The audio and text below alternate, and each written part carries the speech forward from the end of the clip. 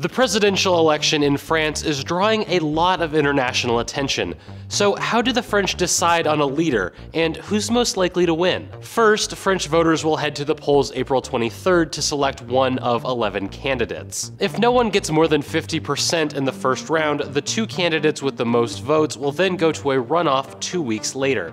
The candidate with the most votes May 7th will be France's new president. Although there are 11 candidates in the running, only 5 are expected to have a real shot at making it to the second round. Center-right François Fillon was polling ahead of his opponents, but his candidacy took a major hit after he was accused of paying family members for work that never happened. Jean-Luc Mélenchon is a far-left candidate. He's been labeled as a firebrand and rode a wave of liberal populism to keep boosting his poll numbers just ahead of the election. Benoît Hamon is running on behalf of France's Socialist Party, the party of current President François Hollande.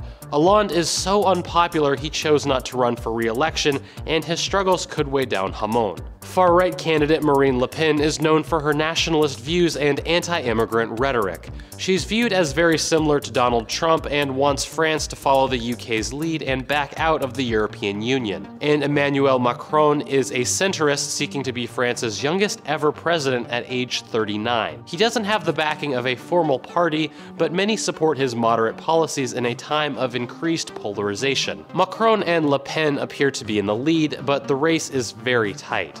No candidate has ever won more than 50% in the first round, so a runoff seems likely, though the runoff itself could be lopsided. Experts say if Le Pen makes it to the second round, most supporters of the ousted candidates would rally around her opponent. But as we've seen recently, elections can be hard to predict.